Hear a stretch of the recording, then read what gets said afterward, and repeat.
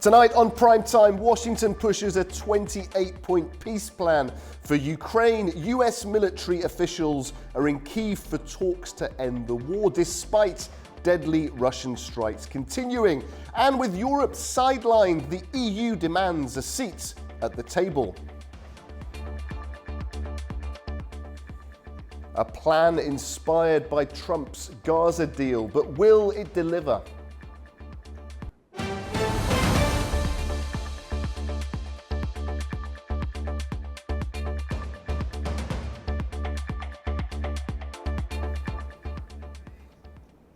Good evening. The United States is pushing a new peace plan aimed at ending the war in Ukraine, but Kyiv says it has had little say in its development. Moscow insists no negotiations are underway, while European leaders stress that nothing can move forward without Ukraine's consent. Well, on the ground in Kyiv, residents are bracing for the latest uncertainty. Here's a closer look. A new US proposal backed by President Donald Trump would require Ukraine to cede additional eastern territory in exchange for long-term American security guarantees, a move Washington says is intended to prevent Russia from restarting the war. Sources say the 28-point plan grants Russia full de facto control over all of Luhansk and Donetsk, including areas still held by Ukraine, while largely freezing current lines in Kherson and Zaporizhia. Withdrawn areas in Donbass would be designated as a demilitarized zone. Ukraine would not be asked to recognize Russian sovereignty over Crimea or Donbass, though the US and several partners would. Ukrainian officials say the plan also limits the size of Ukraine's armed forces and long-range weapons, conditions they call unacceptable. According to sources, Zelensky's national security advisor Rustem Umerov held direct talks with Trump's envoy Steve Witkoff. US officials, however, claim Zelensky later walked back from those understandings and is now pursuing a separate plan with European partners. What we as Europeans have always supported is a long-lasting and just peace, and we welcome any efforts to achieve that. Of course, for any plan to work, it needs Ukrainians and Europeans on board, so this is very clear. In Kyiv, residents also rejected the idea of territorial concessions. I do not consider these conditions acceptable, even if leaders agree.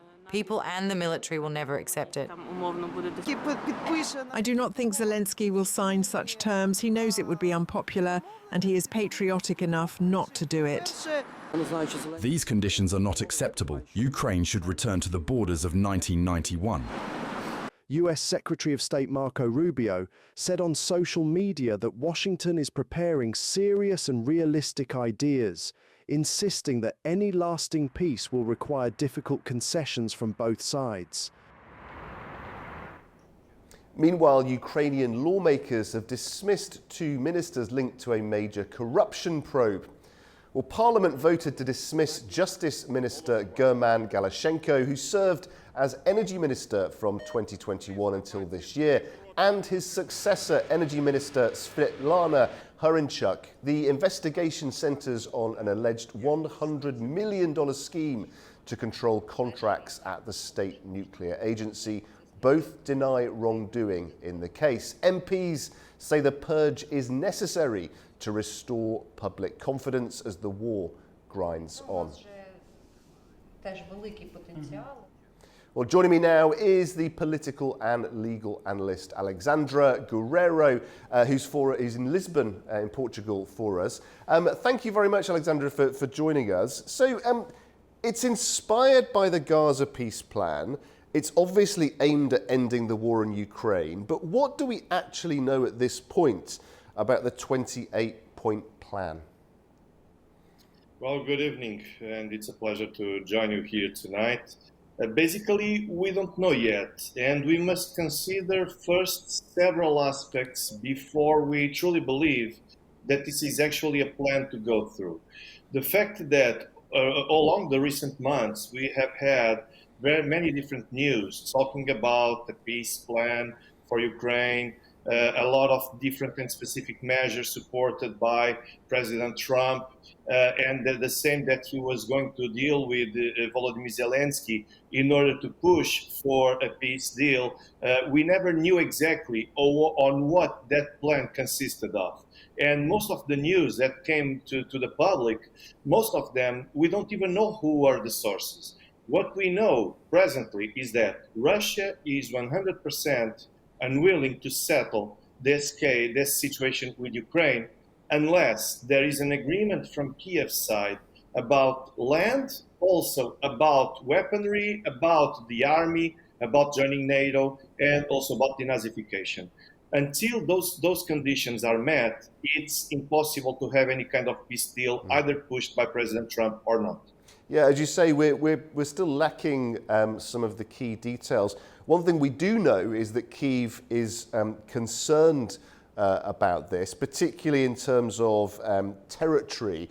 What do we know at this point in terms of what might be likely to be in this plan when it comes to territory that Ukraine might be asked to give up? Well, basically, on this plan, it must be at least the acceptance from Kiev's side about all the land that presently belongs to Russia or is under Russian control.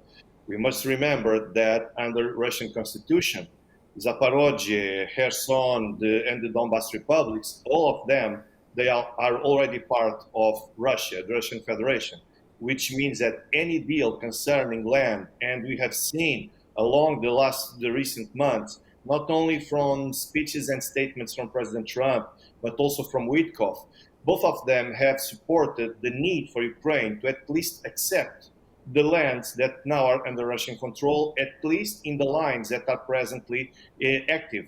So at least I believe that it will be the minimum. In my opinion, the key detail to discuss here is are there any other parts of the Ukrainian land that in the future can pass to the Russian side or not. And why do I say this? Because based on the administrative map of Ukraine, the provinces or the oblasts of Zaporozhye, Kherson, Donetsk, and Lugansk, they had different borders than those that presently are equivalent to the front line, which means that the parties must decide if any other parts of the presently Ukrainian land or under Ukrainian control are going to pass or not to Russia. And we've seen the pictures of President Zelensky in Turkey with President Erdogan. What has emerged? Has anything emerged so far from those peace talks that constitutes something of substance that gives you confidence about the next few weeks and months? I'm not confident about any kind of end of this conflict in the short term for many reasons. I think that these kind of meetings are always important, even if nothing comes out of it in a decisive way, because at least it demonstrates that all the parties in the conflict, they are interested on settle this conflict in the diplomatic way.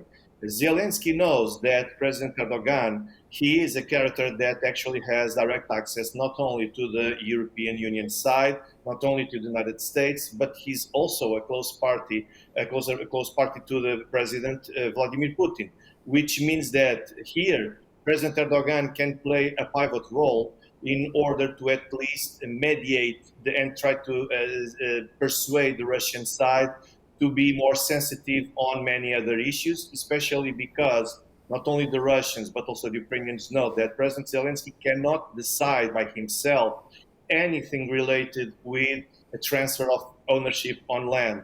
It always must pass at least through a referendum to be held in Ukraine.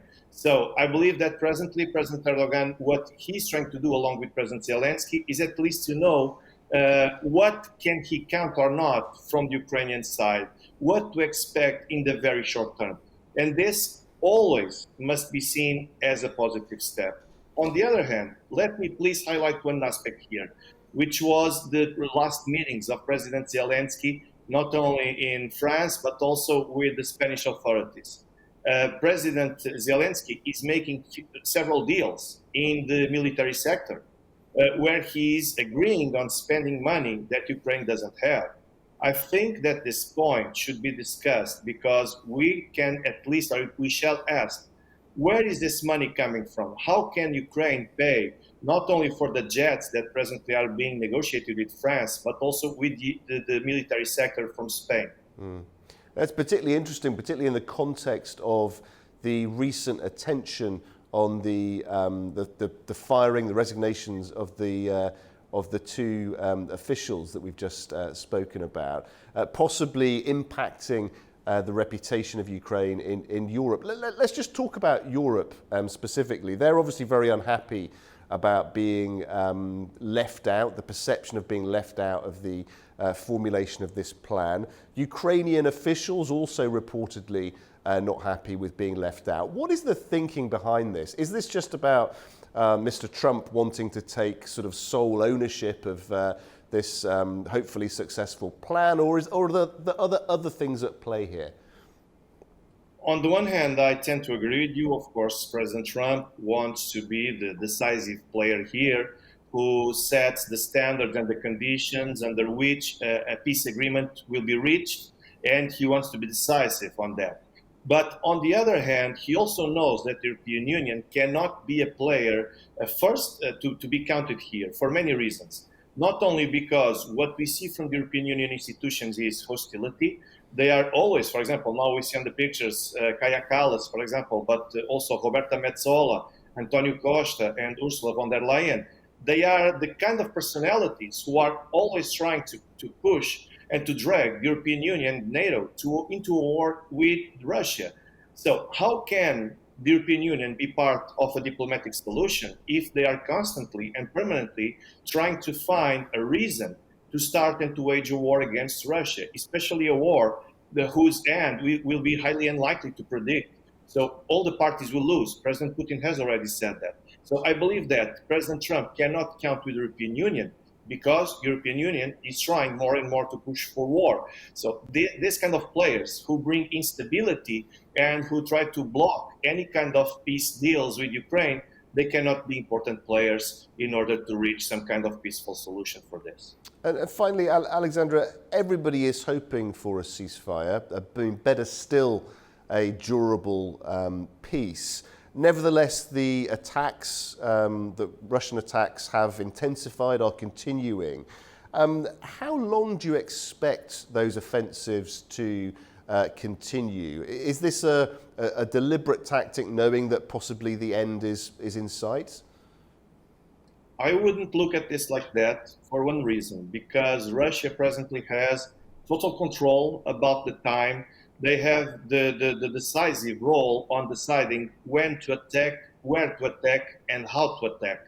They can change their military goals and strategy in the short term if they want. And they know that all other players in this conflict will only react. So, which means that Russia is not willing to give up of this advantage. To stop any kind of incursions of attacks in Russian land and against Russian military targets, it would mean that the Russians would allow Ukraine and the European Union to organize themselves. They would give time for them to at least take a deep breath, and they would low the pressure on Volodymyr Zelensky and on the European Union. I don't think that this is part of the solution that the Russian Federation presently is seeking. What Russia will likely try to achieve, it will be to continue attacking Ukrainian infrastructure, military infrastructures and targets in order to gain more and more advantage, so that at least they can put Ukraine against the wall and force them finally to accept some kind of peace agreement without all the preconditions that we have been hearing from the Ukrainian side. Alexandra, we appreciate your analysis very much. Thank you for joining us from Lisbon in Portugal. It was nice talking to you. Take good care. Bye. Okay, after the break, a Russian spy ship edges into British waters, targeting RAF pilots with lasers. London calls in a new era of threat. What happens next? Stay with us. Welcome back, you're watching Prime Time. Now, Britain has issued a sharp warning to Moscow after a Russian spy ship used lasers to disrupt Royal Air Force pilots who were monitoring its movements near the UK's waters. Defence Secretary John Healey says the action by the vessel known as the Yantar was deeply dangerous and is being treated with the highest concern. A Russian spy ship, the Yantar, is on the edge of UK waters north of Scotland, having entered the UK's wider waters over the last few weeks. This is a vessel designed for gathering intelligence and mapping our undersea cables. We deployed a Royal Navy frigate and RAF P-8 planes to monitor and track this vessel's every move, during which the Yantar directed lasers at our pilots. That Russian action is deeply dangerous, and this is the second time this year that this ship, the Yantar, has deployed to UK waters.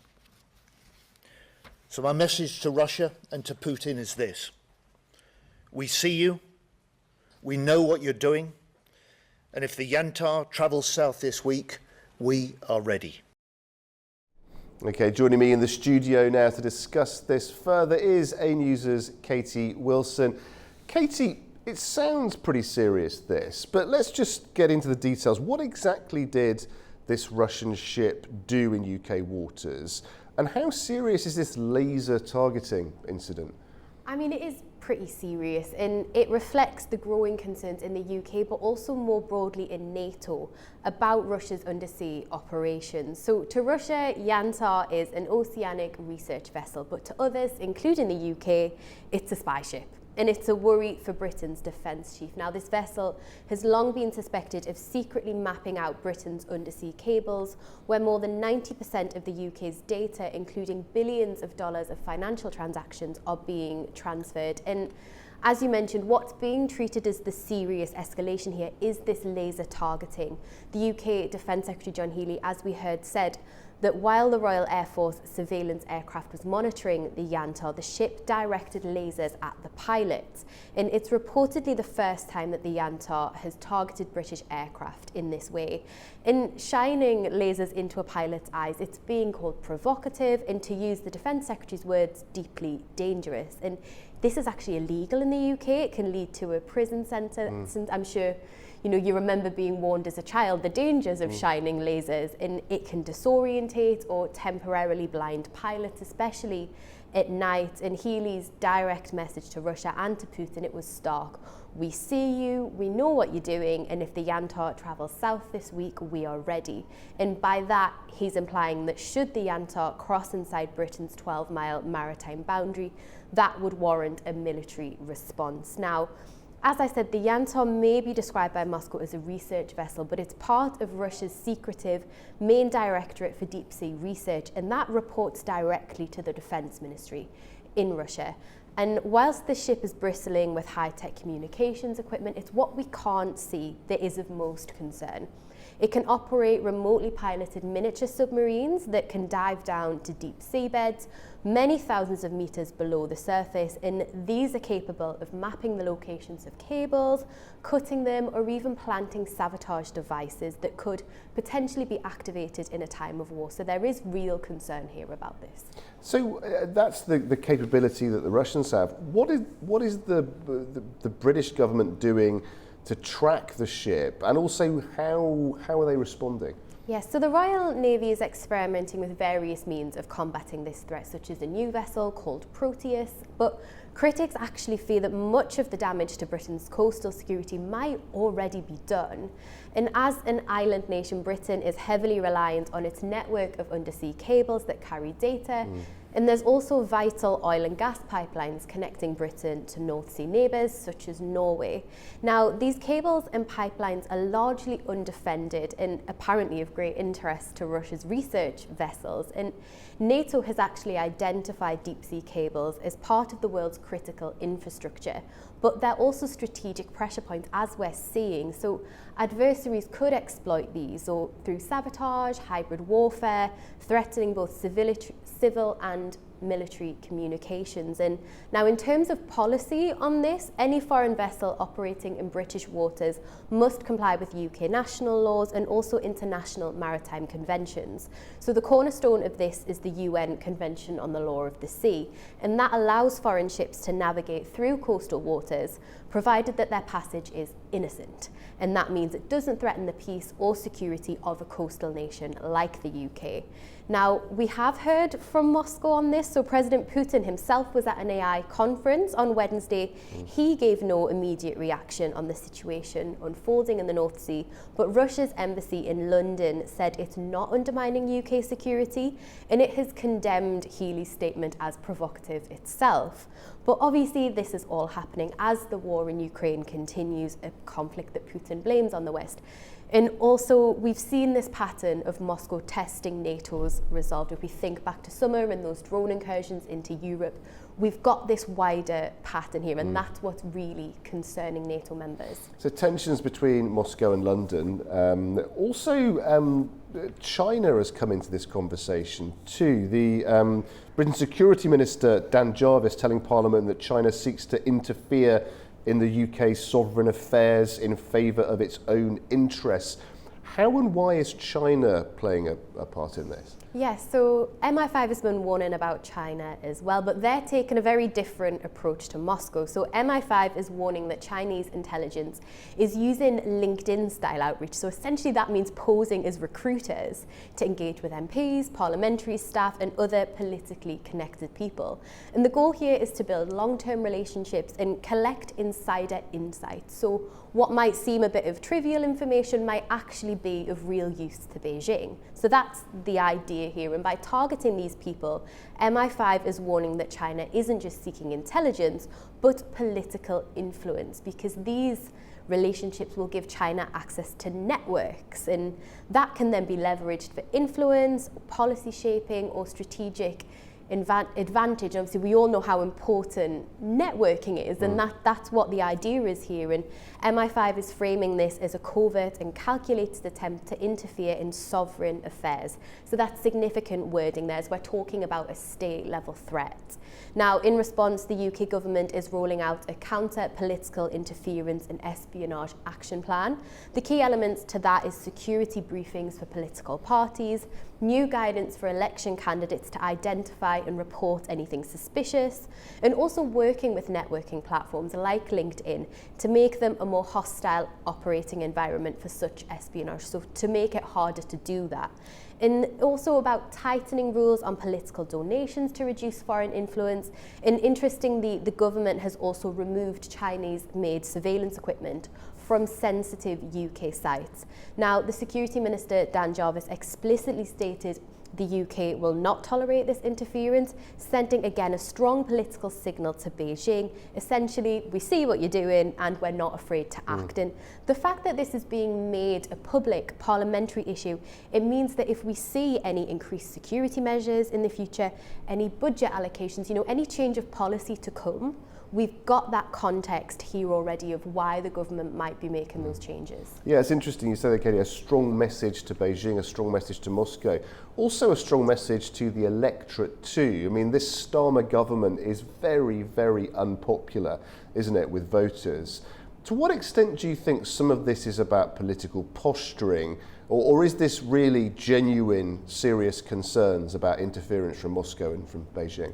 So I think the concern here, and the key concern that MI5 is really trying to put across, is that these aren't isolated incidents, and they reflect a broader, more dangerous new era of state threats. And that's really important for people to understand. We're not talking about traditional espionage like spy movies that we might think of. We're talking about cyber attacks, political manipulation, and infrastructure vulnerabilities. And the UK's Defence Ministry has said this new era is less predictable and more dangerous than traditional espionage. And it means the UK has to invest not just in hard power like military, surveillance, but also that we need to be stronger in terms of democratic institutions, better political security awareness, and closer collaboration with allies. That's what the UK government is really trying to get across to the public. Now, the MI5 Director General, Ken McCallum, says there's been a 35% increase in the number of people under investigation for state threat activity in recent years. And it means the government and intelligence agency, they have to adapt. As I say, not just in a military sense, but institutionally and politically. But it is important to mention Russia and China, they're operating in very different ways. So this isn't the first time the Yantar has popped up near Britain's shores, and at the start of the year, a Royal Navy submarine made the highly unusual move to surface right in front of the ship as a sort of deterrent measure. And the concern, as I say, is that this is part of an ongoing operation by the Kremlin to locate and map all of those vital undersea cables and pipelines that connect the UK to the rest of the world. And as I say, there is this wider pattern of Russian activity that NATO members need to pay attention to, as Moscow seems to be testing NATO's reaction to resolve their defences. You know, we've seen those recent drone incursions across Europe. We've seen Russian warplanes flying into NATO airspace. So, say for example, when the 3 Russian fighter jets entered Estonian skies without permission in September, Italy, Finland, Sweden scrambled jets under NATO's mission to bolster its eastern flank. So that in itself is all interesting intel for Russia.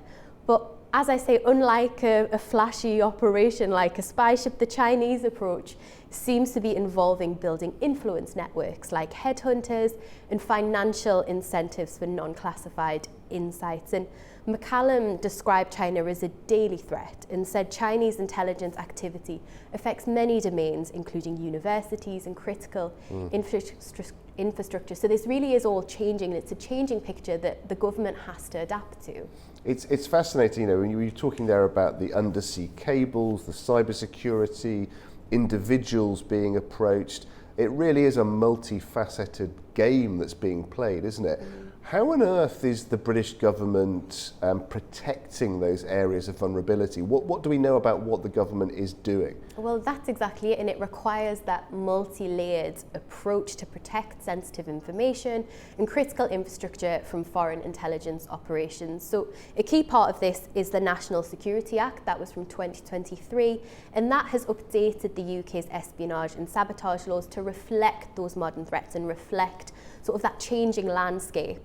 And there's new offences like obtaining or disclosing protected information like trade secrets or assisting a foreign intelligence service. And the Act also creates a foreign influence registration system.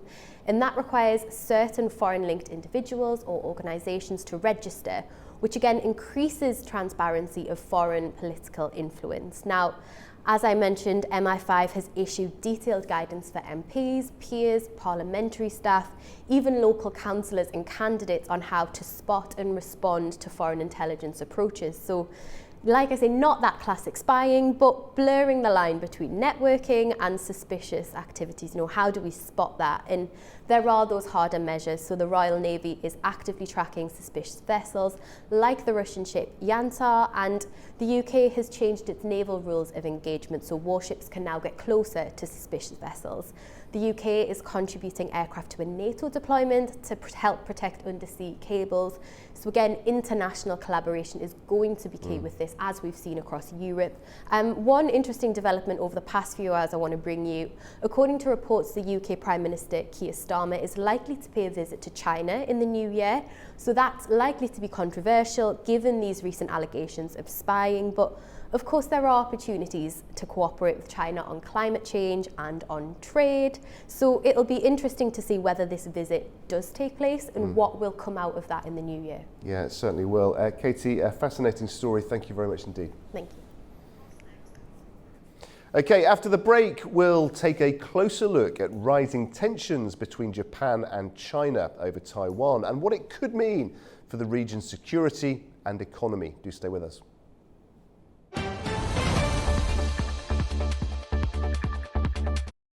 Welcome back. You're watching PrimeTime. Now, tensions are rising in East Asia as Japan and China clash over Taiwan. Japan's new Prime Minister, Sanae Takaichi, has suggested her country could get involved militarily if China tried to invade the island. And Beijing isn't holding back either, giving sharp warnings, sending Coast Guard ships near the disputed islands and urging its citizens to avoid Japan. Well, the situation has sparked fears of a wider regional crisis, and economic and diplomatic tensions are already being felt. Japan's new Prime Minister, Sanae Takaichi, has said her country could intervene militarily if China tried to invade Taiwan. Beijing reacted angrily, calling it a military threat and warning of a resolute counterattack. China has sent Coast Guard ships near disputed islands and issued travel warnings for its citizens in Japan. Japanese media report that diplomacy is underway to ease tensions, and analysts say this is just the beginning. I think we're just starting. China's just starting in terms of the pressure that it's going to put on Japan. And the question is, how will other countries respond to, for example, Chinese tourists not coming to Japan, or the seafood and fishery resources not being imported into China? There's lots of choices. It appears that many friends of Japan have already started booking trips to Japan to try and make up for the Chinese not coming. We're going to see Japan try to diversify its markets to other states. Taiwan's status is the flashpoint. China claims it as a province, while Taiwan operates independently. Japan, hosting a major U.S. military presence, sees any Chinese control of the region as a security risk. While war remains unlikely, increased military activity raises the risk of accidents. Already, trade, tourism, and cultural exchanges between the two nations are being affected. Well, joining me now to discuss this in more detail is the political analyst Ross Feingold, who is on the ground in Taipei for us. Ross, very good to see you. What has Japan's new Prime Minister said then, in reality, about the possibility of military action?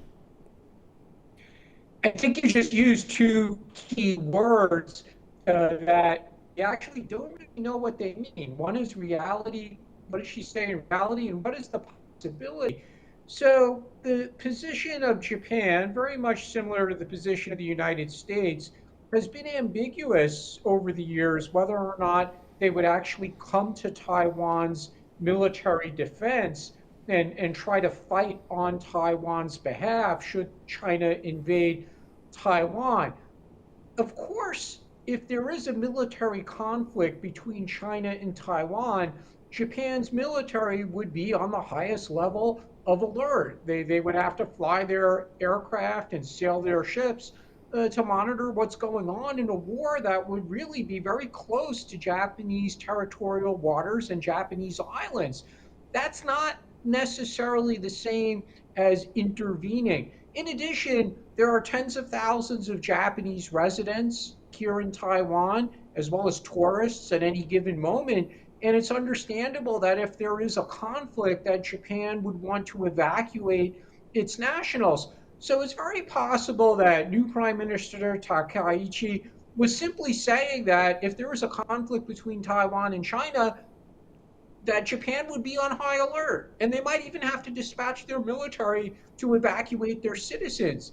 She didn't say in so many words that Japan would fight on Taiwan's side. However, because there was enough ambiguity in what she said, this has made China very angry, because it's very possible to interpret her words as meaning that Japan would in fact fight on Taiwan's behalf. I mean, why has she done this, do you think, Ross? I mean, we all saw the comparisons to Margaret Thatcher. We've had the press releases about the fact she doesn't sleep, she works all night. Is part of this another piece of positioning about looking tough to her own voters, do you think? Not necessarily, and the reason why I say that is she has been involved in politics literally for decades. She's been what we would call a backbencher in the Japanese lower house. She's been a cabinet minister. She's returned to being a backbencher after being a cabinet minister, and then she's become prime minister. But in all these years, while she's been in political life in Japan, prior to actually becoming the prime minister, she's been very clear in her criticisms of China as China's military and economic strength has dramatically grown over the past 25 years. And she's been very outspoken in her support for Taiwan, in her support for closer relations between Japan and Taiwan. She visited Taiwan earlier this year while she was still a backbencher. In 2021, when she was running for the presidency of the Liberal Democratic Party, in essence trying to become prime minister when the previous prime minister had resigned at the time, she actually had a teleconference during the leadership campaign with Taiwan's president at the time, which was really a way of her saying that should she have won that election and become Japan's prime minister at the time, she was going to maintain a close relationship with Taiwan. So it's not necessarily that she's trying to appeal to voters as much as she's being consistent with her past positions in political life. So so to answer the question, why did she feel compelled to say something now so early into her tenure? It's very possible that she simply felt the need to be consistent with her public positions on a very important foreign policy issue, and she didn't want to be accused of not saying anything about this or being accused of hiding or giving up what had long been one of her core political positions. Yeah, it's very interesting. And you mentioned there, obviously, that this has angered Beijing. What has been the latest reaction? And also, Ross, just as you're there on the ground, be interested to get your sense of the feeling around Taipei in particular. China's reaction has been a series of very angry statements from spokespersons from their different government agencies that are involved in these issues. That's the Foreign Ministry. They have an agency that deals directly with Taiwan issues, and of course their Defense Ministry as well. They've called on their citizens not to visit Japan for tourism or for studies, and they've also now, it appears, temporarily banned the importation of seafood products from Japan. So all of those measures are certainly heightening the tensions. It's also having a very direct effect on stakeholders in the economy in Japan who are involved in the affected industries.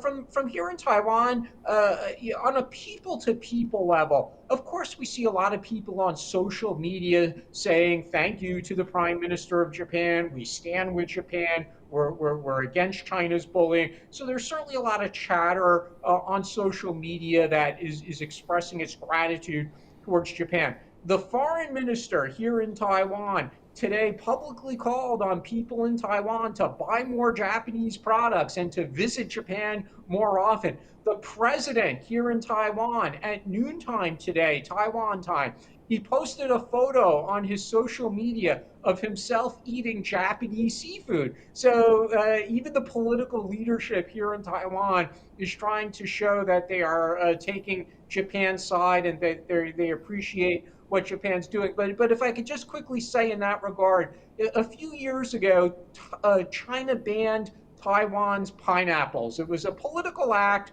because China was angry at Taiwan. And what was the result of that? A lot of politicians in Japan and the United States and other places around the world, they posted photos on social media of themselves eating Taiwan pineapples, and they tagged Freedom Pineapple. So maybe we're going to see a lot of politicians around the world eating Japanese food and tagging Freedom Sushi or Freedom Sashimi. But that won't really address the pain that Japanese exporters will feel for their lost sales to China until they find replacement markets.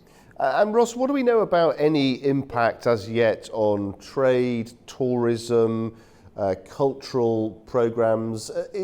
Has there been any impact yet, or is it too early to assess that?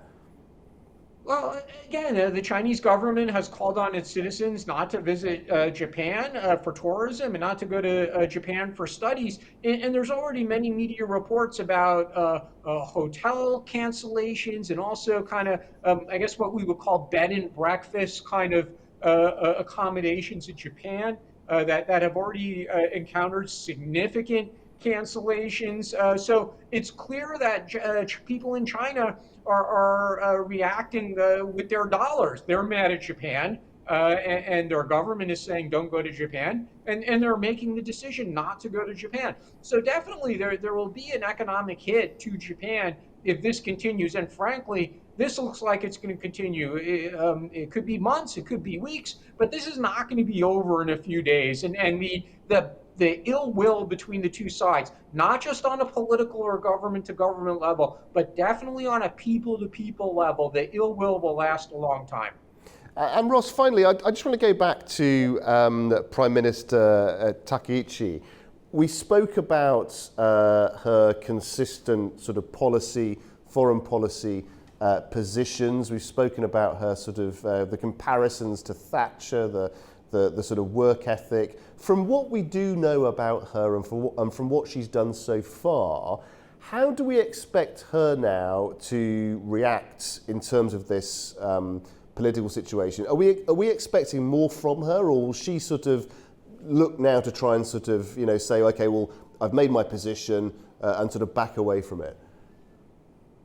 Well, one thing is it would be very difficult for her to retract her remarks or to apologize to China, because that would be a humiliation. So it's possible that she just says, I've spoken on this, I'm not going to say anything more. On the other hand, she's definitely under pressure from the business sector. Again, we just spoke about lost tourism dollars from Chinese tourists, lost sales to China as Chinese consumers stop buying Japanese products. So it's very likely that she's also getting phone calls from business leaders in Japan as well, who are saying, don't make this any worse. We need to do business with China. So she's definitely caught in the middle between a number of competing concerns. Ross, we thank you very much indeed for your analysis. Thank you very much for joining us. Thank you. Okay, we'll take a short break now. When we're back, Andy Mioch will be here with the very latest business news stories of the day. Do stay with us.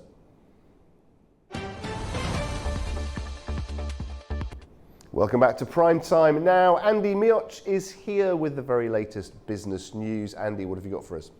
Well, Guy, it's been quite a day on markets across the globe. We'll also be talking on possible delays of the long-announced U.S. chip tariffs. There's some news out of robotics, as well as some tech giants' privacy practices. So let's have a look. First up, global markets surged on Thursday, led by NVIDIA's stellar earnings and strong outlook. NVIDIA's results are reassuring investors and easing fears of a potential AI bubble.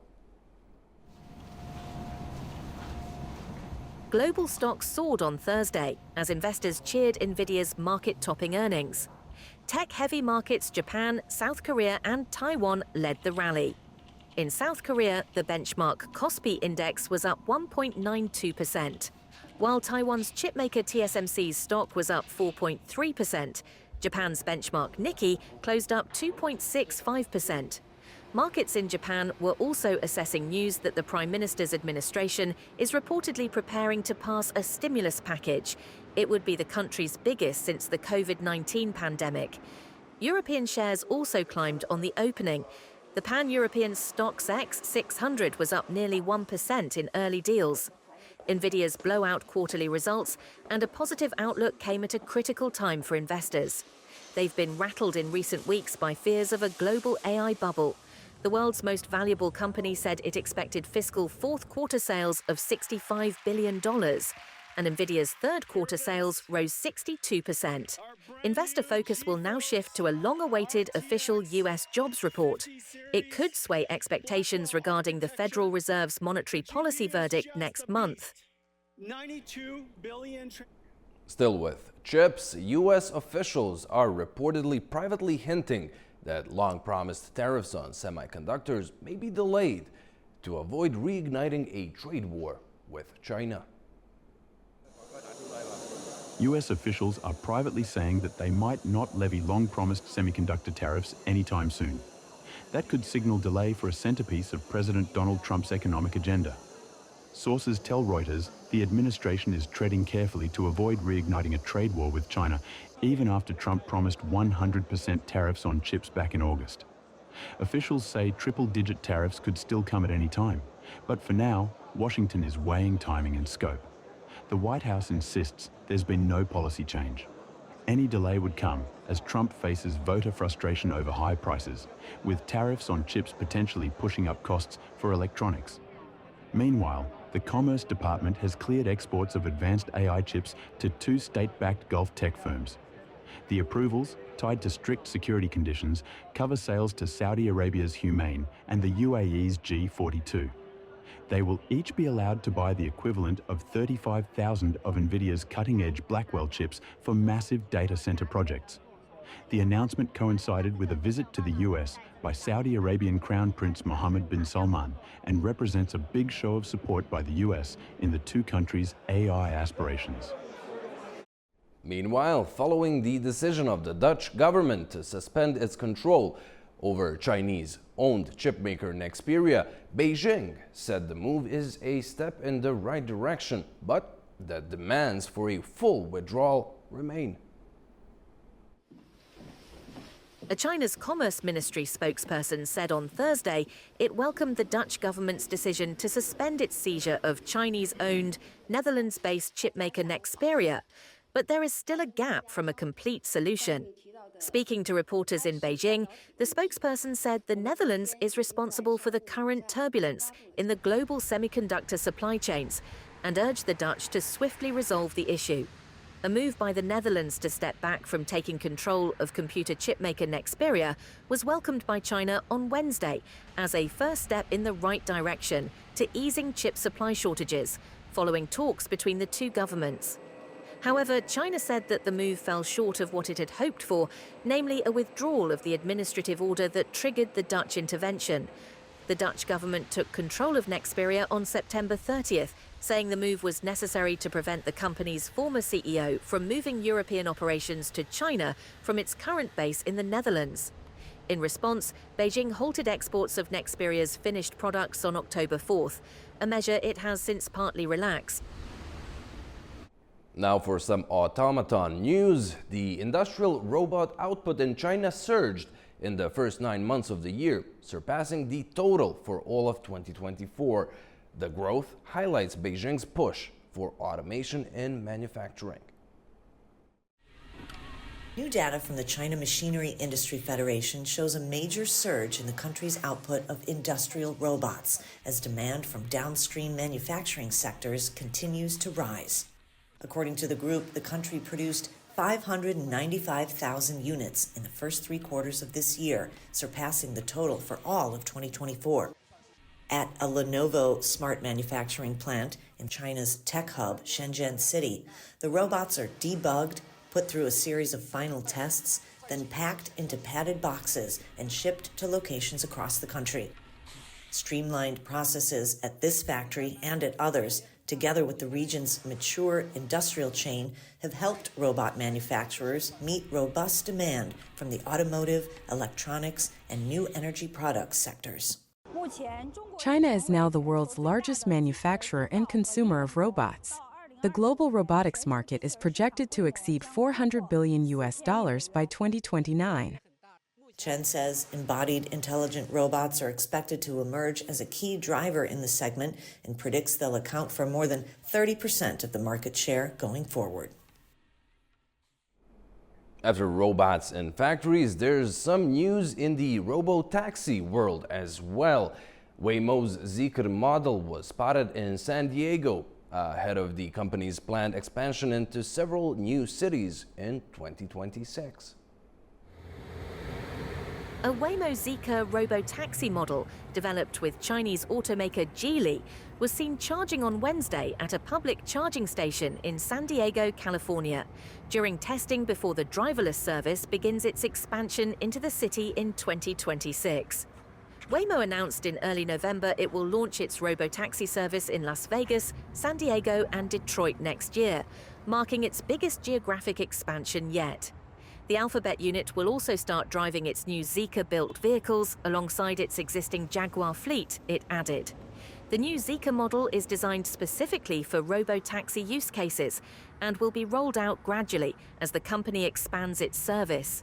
Companies like Waymo, Tesla, and Amazon's Zoox are investing billions into self-driving technology, Tesla launched its long-awaited robo-taxi service earlier this year, while Waymo already operates driverless services in Phoenix, San Francisco, Los Angeles, and Austin, and has completed more than 10 million trips. Waymo plans to launch the service in Las Vegas next summer, while in San Diego it is working with local officials and first responders to secure deployment permits. In Detroit, the company said its winter weather testing in Michigan's Upper Peninsula has strengthened its ability to operate year-round, where it has long maintained engineering operations. Next up, social media giant Meta is facing an investigation over alleged privacy violations in Spain. The probe, looking into tracking of web activity of Facebook and Instagram users, could increase regulatory pressure on Meta and other US tech companies in Europe. Spain's parliament will investigate Meta for possible privacy violations of its Facebook and Instagram users, the country's Prime Minister Pedro Sanchez said on Wednesday. The investigation stems from international research that found Meta had used a hidden mechanism to track the web activity of Android device users, Sanchez's office said. Meta did not immediately comment. Spain's investigation into the US tech giant threatens to further sour relations with Washington after Madrid failed to meet NATO spending targets. Washington has earlier criticized the EU's Digital Markets Act, which seeks to curb the power of big tech, and the Digital Services Act, which requires large online platforms to tackle illegal and harmful content. Spain's government said Meta may have violated various European Union laws on security and privacy, including its General Data Protection Regulation, the e-Privacy Directive, the DMA, and the DSA. Meta, which is led by US billionaire Mark Zuckerberg, will be called to testify before a lower house committee, it added. The company has had several legal clashes with the European Commission, which in preliminary findings in October said Meta and TikTok had breached their legal obligation to grant researchers adequate access to public data. The Commission fined Meta €798 million in 2024 for abusive practices benefiting Facebook Marketplace, while in July last year, it charged the company for failing to comply with the DMA in its new pay or consent advertising model.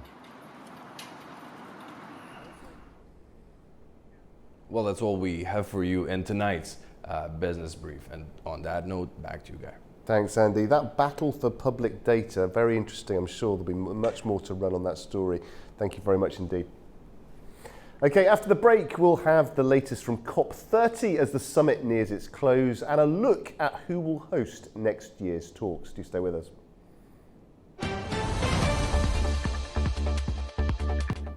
Welcome back to the show. Now, as the climate summit in Belém nears its end, Brazil is pushing for progress on the most divisive issues. Well, negotiators met President Lula to bridge gaps in climate goals and advance implementation plans. Let's take a look. Brazil is pushing to wrap up the COP30 summit on time as the meeting enters its final stretch on Friday, a departure from recent climate talks that dragged past deadline. President Luiz Inácio Lula da Silva met negotiators on Wednesday in a bid to secure early agreements on the thorniest issues, including fossil fuels and climate finance. Brazil is promoting its Tropical Forests Forever facility, a multilateral fund aimed at raising $25 billion in public and philanthropic money to attract another $100 billion in private investment for protecting endangered forests. The president has expressed confidence in the outcome of the talks. I leave to Brasilia certain that my negotiators will achieve the best result that a COP can ever offer to planet Earth. Brazilian officials say Germany plans to contribute €1 billion to the fund. Another major point of contention is a fossil fuel roadmap designed to outline how countries will accelerate the shift away from oil, gas and coal. And so this idea of a roadmap is something that actually has been discussed for ever since. But I think, finally now have a political moment where it's been raised to that level of consciousness where everybody realizes that it's something that really has to be in this text. Again, it's one of those things, will it land? we're going to have to fight tooth and nail. There are many parties who have already said that they do not want that in the text at all. Nearly 200 countries are attending the 2-week UN summit in Belém, though the United States, the world's top historic emitter, is absent. Brazil hoped to approve a package of agreements on Wednesday and finalise remaining issues on Friday, but delays have already hit the release of new negotiating texts.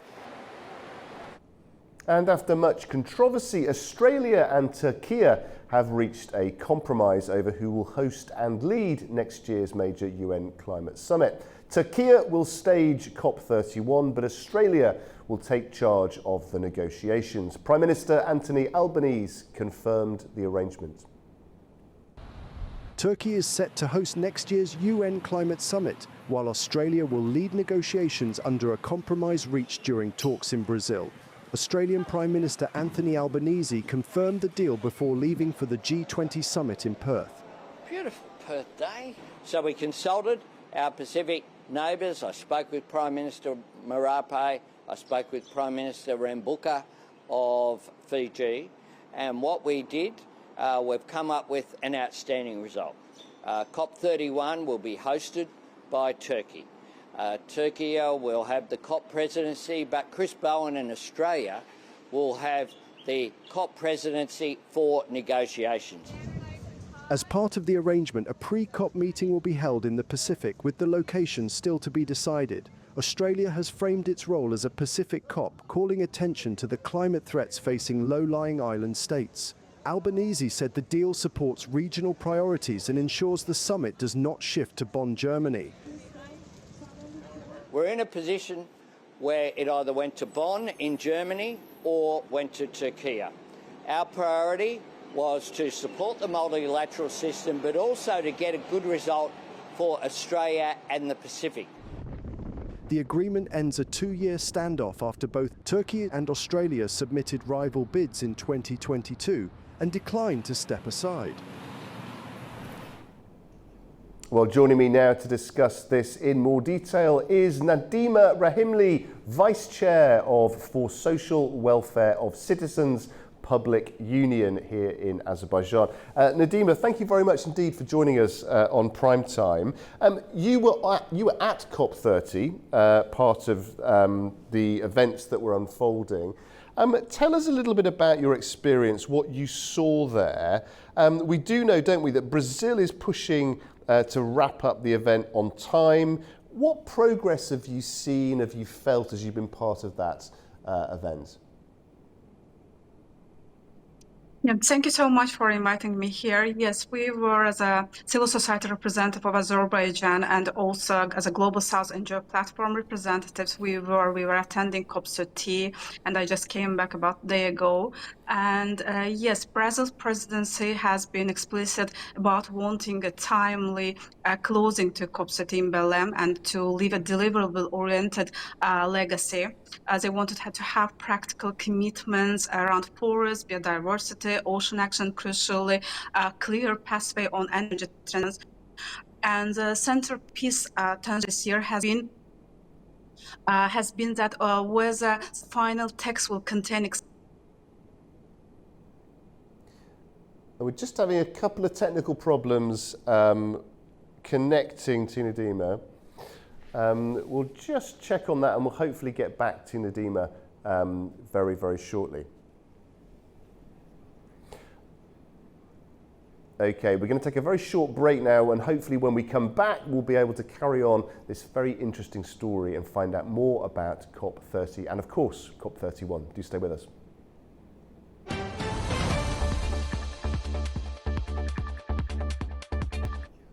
Welcome back to Prime Time. Now, for more on that COP30 and COP31 story, I'm delighted to say we do have our guest, Nadima Rahimli, Vice Chair for Social Welfare of Citizens Public Union, who's back with us. Nadima, we're very glad we got you back online.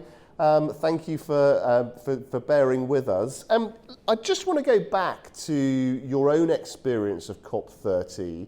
We, of course, have had our very own Orkan Amishov there covering the event. We know it's been a bit of a roller coaster. At times it's been hard to ascertain what tangible progress has been made. Just give us your impressions of COP30, your sense of what's been achieved so far. Yeah, thank you so much for inviting me here. Yes, as a civil society representative of Azerbaijan, we attended COP30, and I just a day before I came back, a day ago. And yes, we are also representing of the Global South and Europe platform there.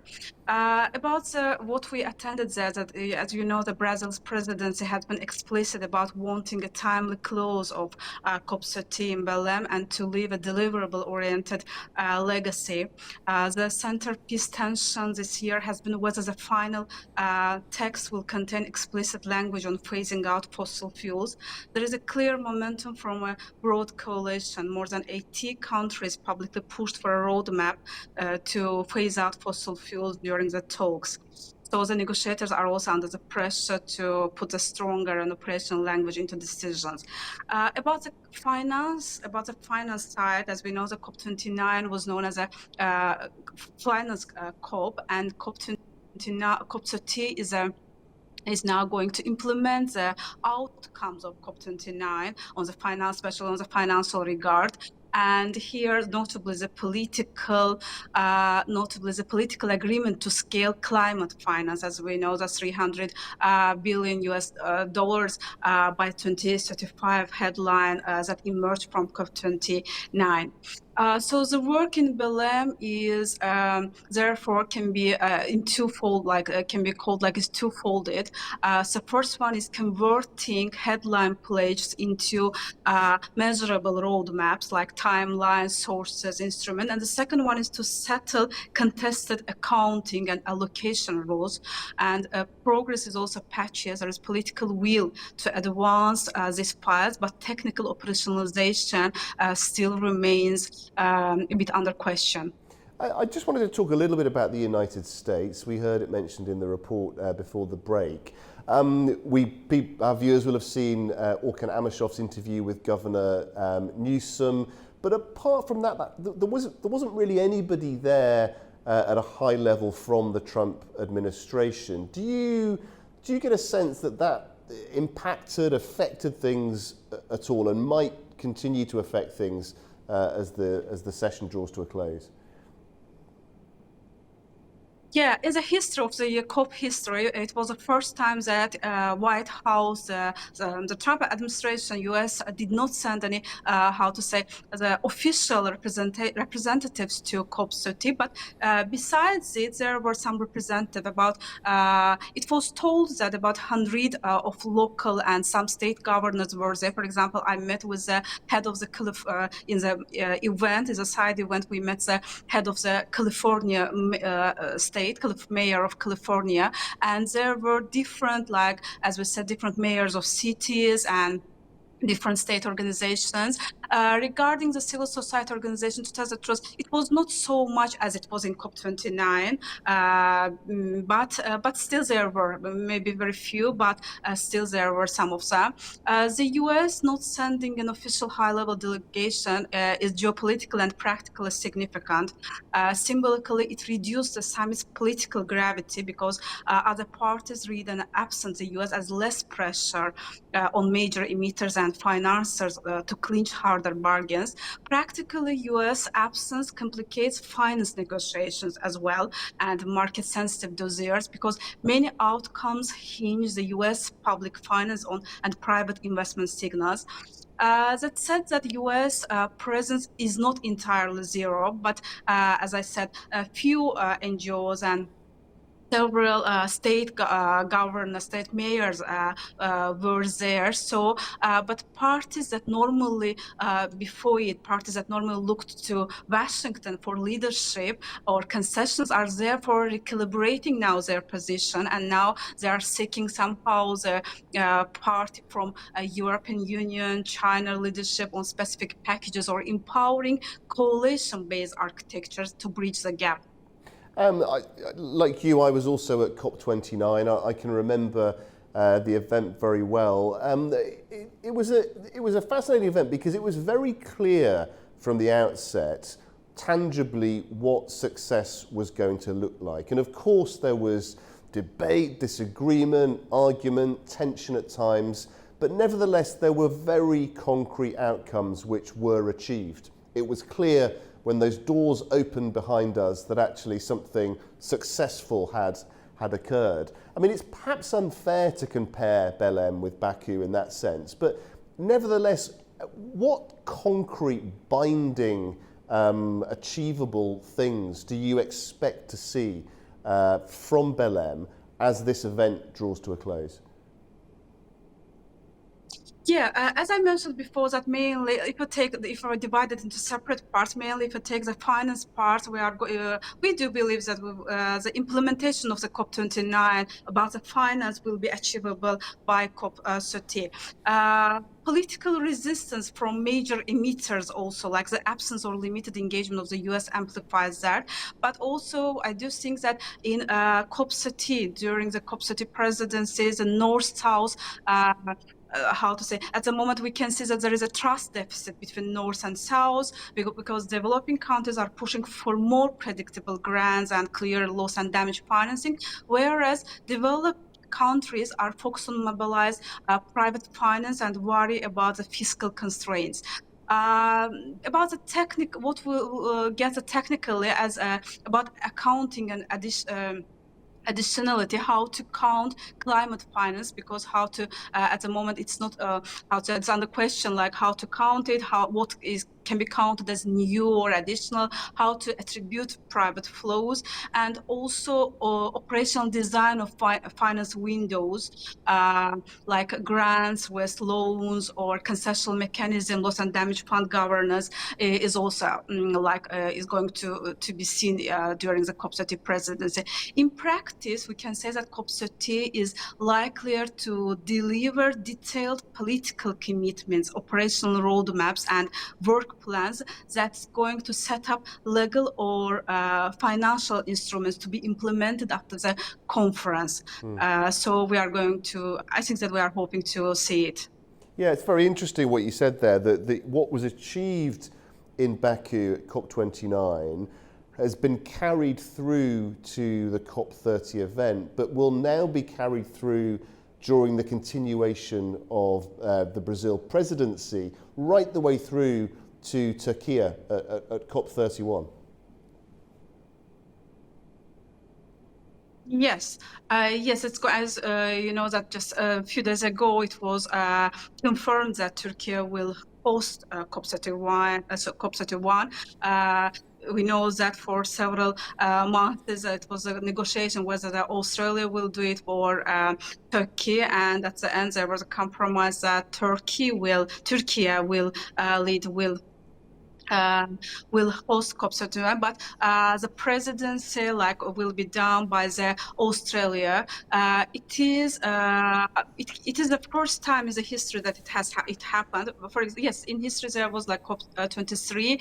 It was the presidency was covered by Fiji, for example, but as no one was bidding for the hosting the COP, that's why it was organized in Bonn, the headquarters of UNFCCC. But for the first time there were such a long negotiations, and at the end the compromises at the end, like Turkey, as we know, that will host this COP31, and of course as a troika, also as a part of troika, Azerbaijan also will be a part of it. And Nadima, we're very grateful to you for joining the show, for coming back on after we lost the link, and we really appreciate your analysis. Thank you very much. You're welcome. Thank you. Okay, after the break, today marks 80 years since the opening of the Nuremberg trials, the landmark proceedings that held Nazi leaders personally accountable. We'll take a look back at the tribunal that shaped modern international justice and the courts we know today. Do stay with us.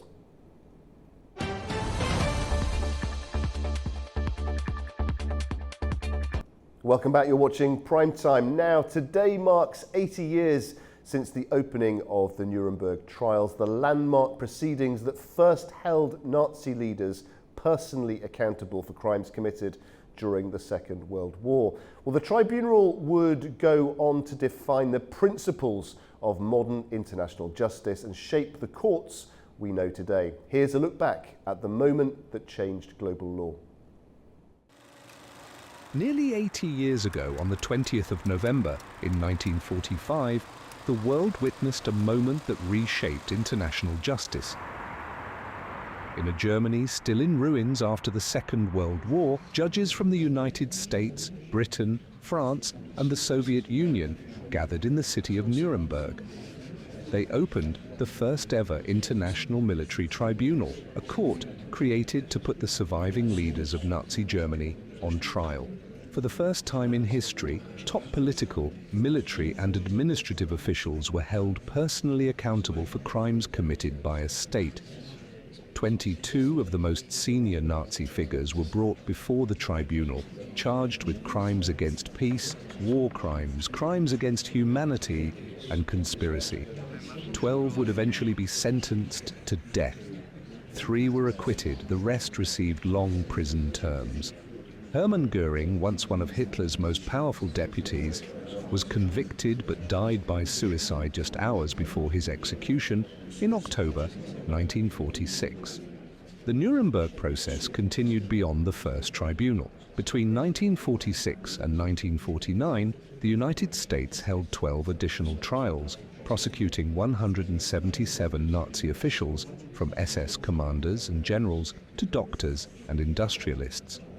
In total, 199 people were tried in Nuremberg, 161 were convicted, and 37 were sentenced to death. Nuremberg became the blueprint for modern international justice, the ancestor of today's tribunals and the International Criminal Court. And although some of the major perpetrators never stood trial, the proceedings mark the first time the world said, collectively, that such crimes would not go unanswered. Well, joining me now to discuss this in more detail is the author and activist, Mr. Dov Foreman. Mr. Foreman, thank you very much indeed for joining us on Prime Time.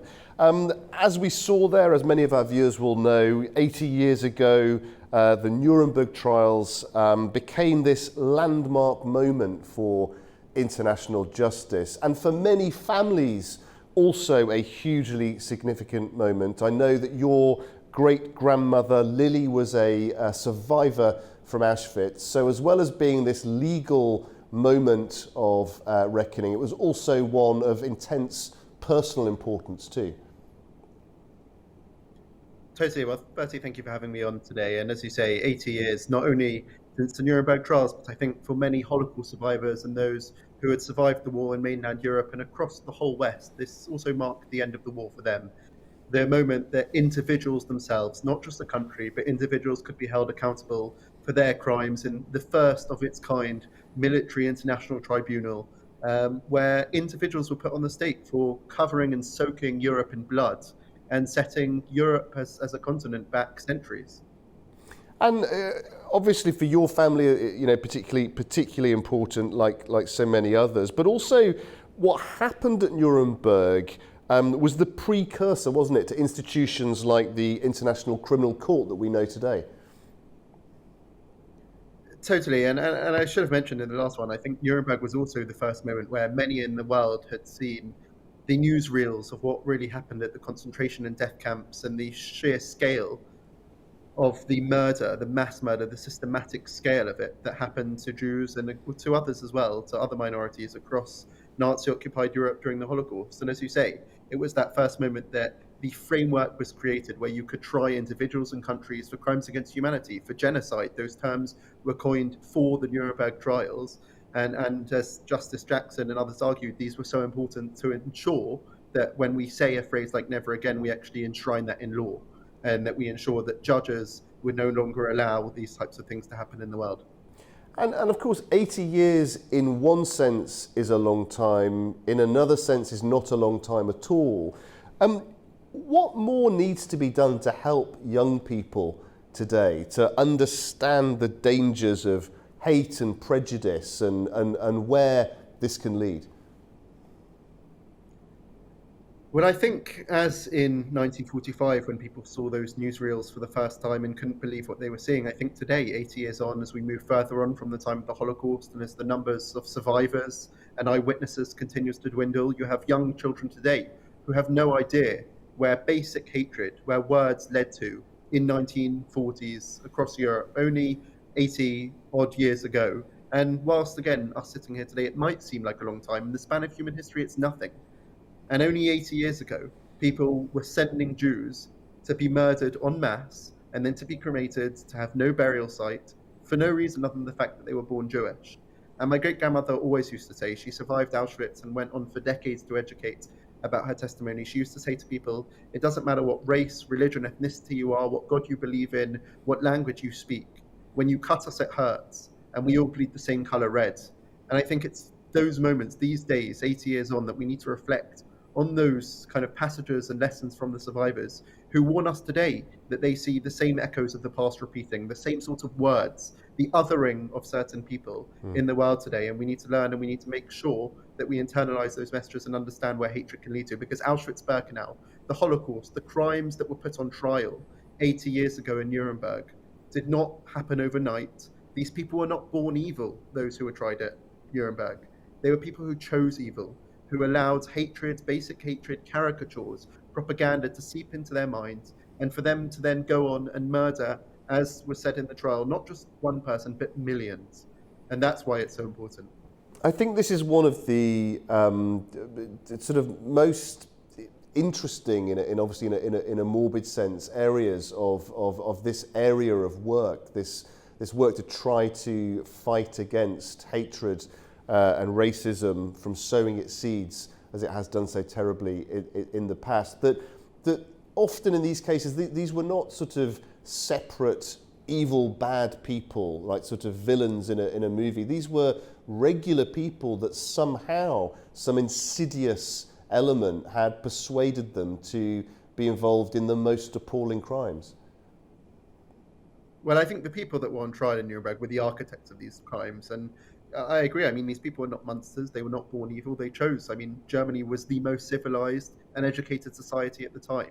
And they chose to use that civilization, to use their liberty, to use their education. I mean, when we speak about Dr. Mengele, for example, he had a PhD. He was a doctor. When we speak about Goering, when we speak about some of the people who were on trial, Albert Speer, for example, Hitler's architect, who were on trial at Nuremberg 80 years ago, these were some most educated people in the world at the time.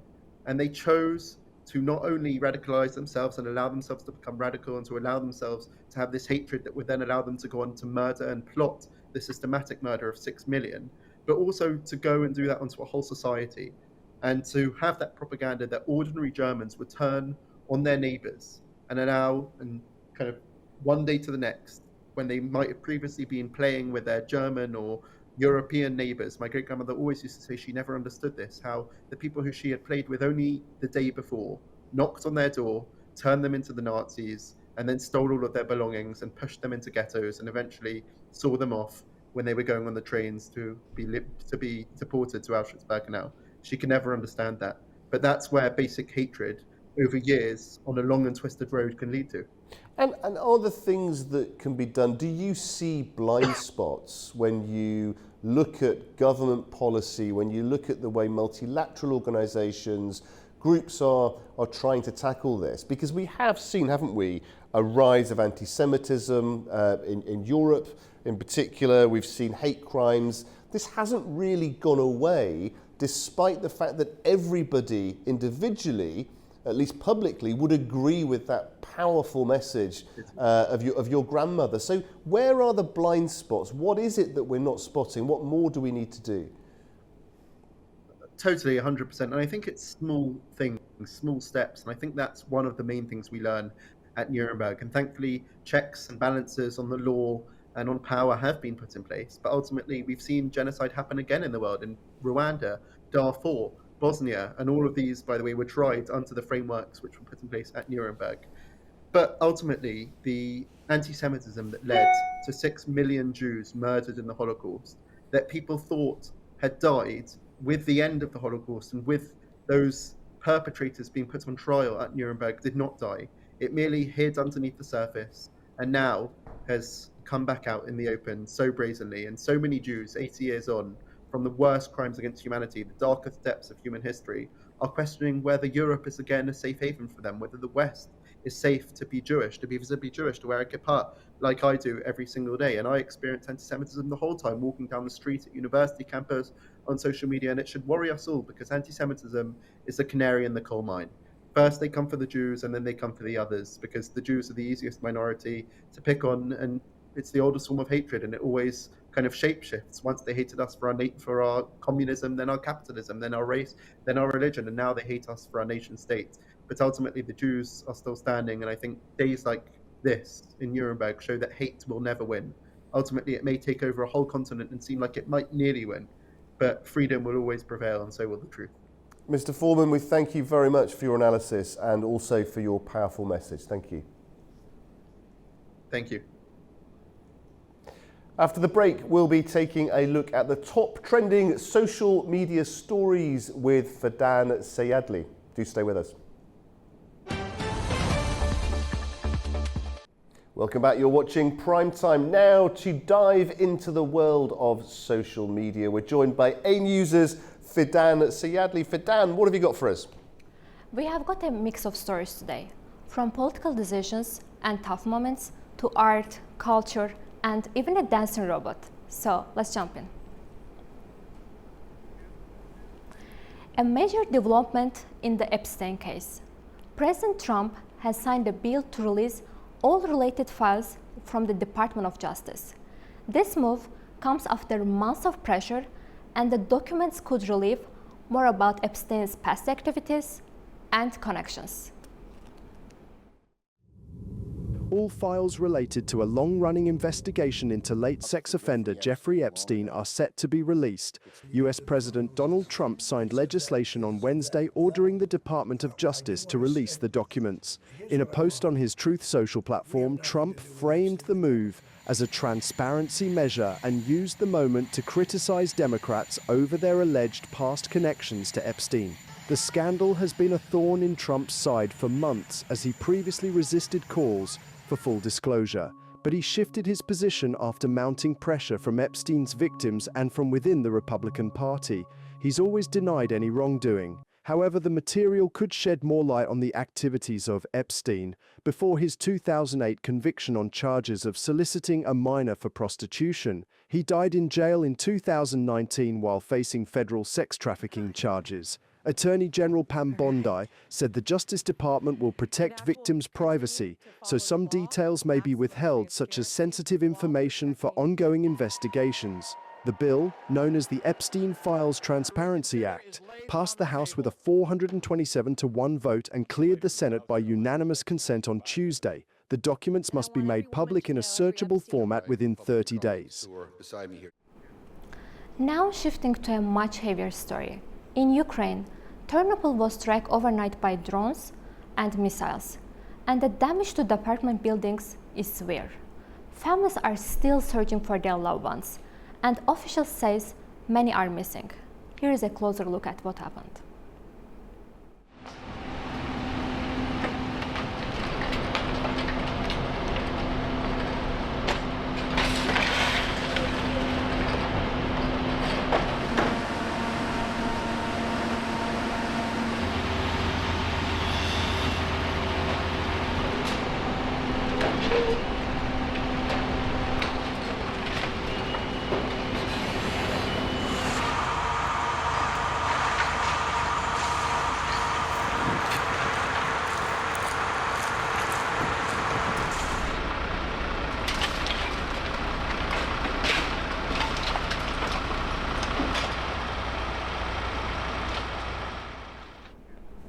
On the other side of the world, heartbreaking news from Indonesia.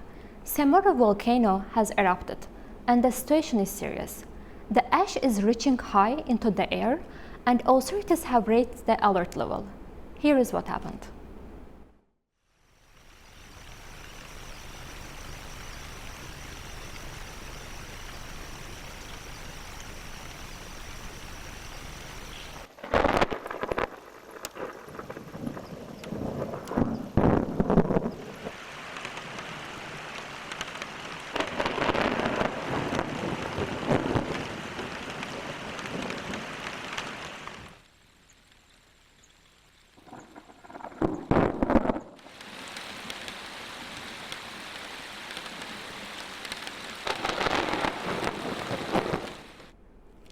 Meanwhile, Turkey leaders together to talk peace.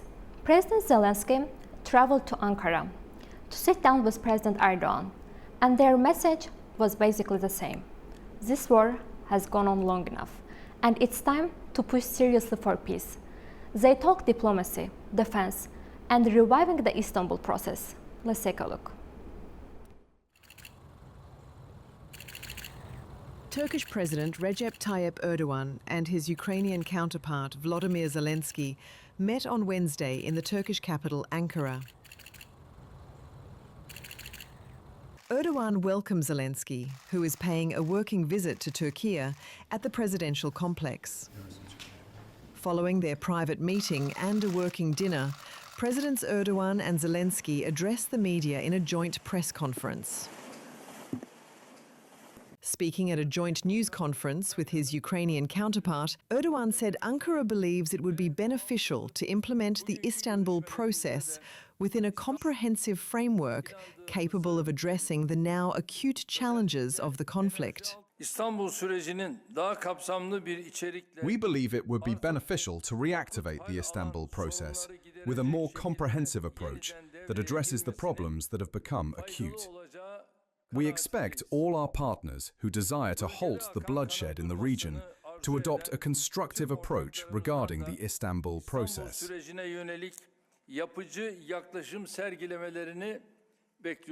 Zelensky thanked Turkey for what he called its principled stance on Russia's war, saying Ankara's support for Ukraine's independence and sovereignty is very important for Kyiv. Ukrainian president also stressed that the war must end.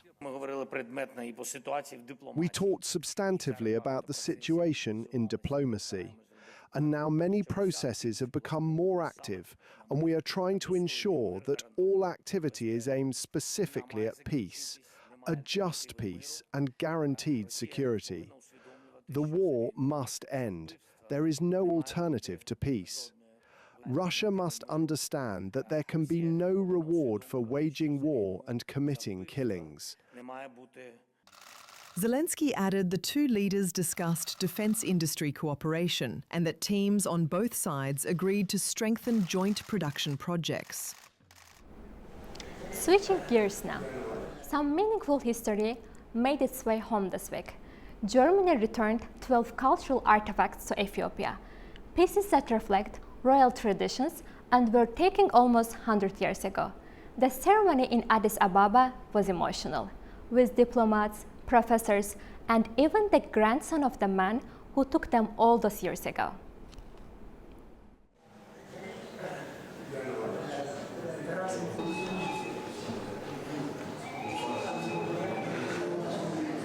The 12 artifacts, originally from Ethiopia, were acquired by Franz Weiss, the grandfather of Professor Ramon. My grandparents came to Ethiopia in 1921 and left in 1928, almost 100 years ago, taking with them gifts from the emperor and items they had purchased.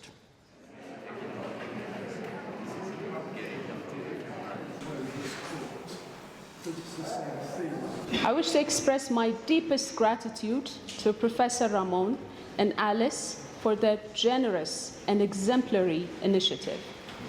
I also extend my thanks to the Embassy of the Federal Republic of Germany for their support.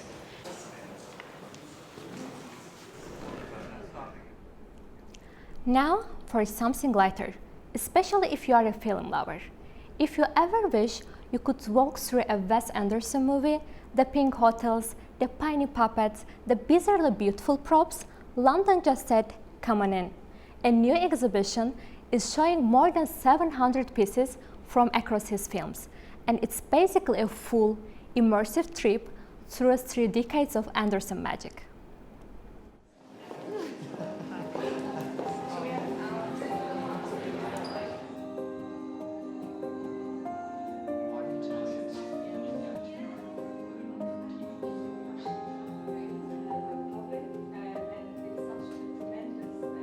We were really fortunate to work with Wes Anderson to explore his archive of more than 30 years of collected film props. That includes costumes, objects that appear in his films, as well as scripts, notebooks, photography, such as Polaroids. And all of that has come together to form this exhibition at the Design Museum, which is called Wes Anderson, the Archives. So we're really playing on that idea of the archives being the origin of this exhibition. And we're really grateful to them for bringing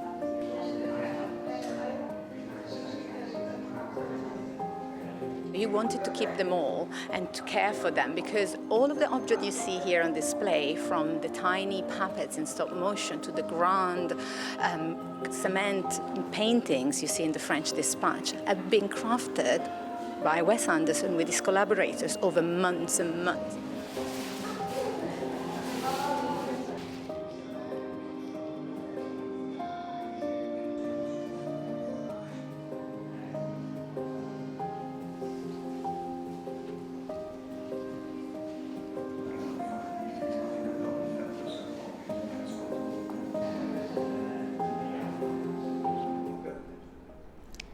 Speaking of iconic visuals, even if you are not into puppets or fantasy movies, this one is cool.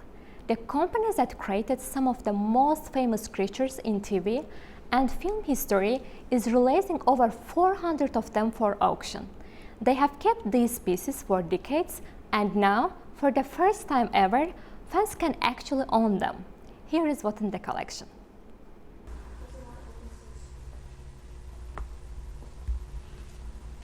This is the first time that there's ever been any official, authentic, authorized pieces from the Jim Henson Company that's been out on the market before, which includes puppets. They've never sold a puppet before. It's the first time in their history that a puppet that has been made by the Jim Henson Creature Shop has ever been available to the public to own. So it's very exciting.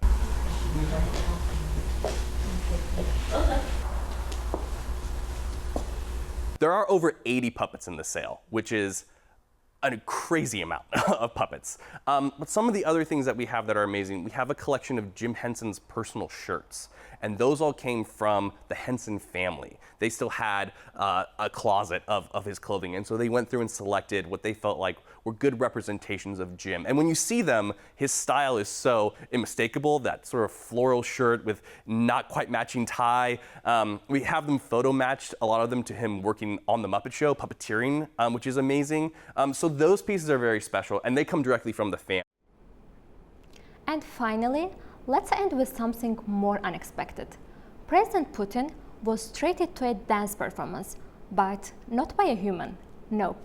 It was an AI-powered humanoid robot named Green, and yes, it actually danced for him at a tech exhibition hosted by Russia's biggest bank, Sberbank. Let's take a look.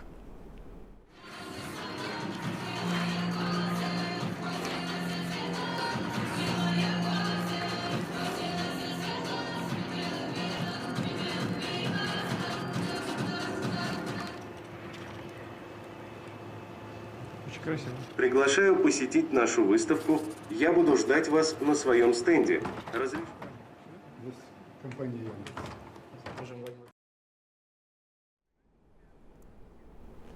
That's all for today.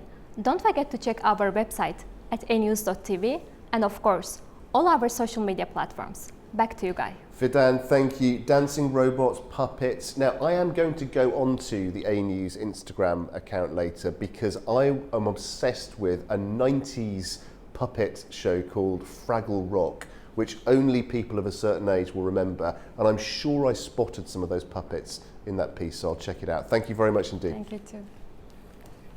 Okay, that brings us to the end of Prime Time for today. Please do join us tomorrow evening for plenty more news and analysis. And from all of us here at AnewZ, thanks for watching.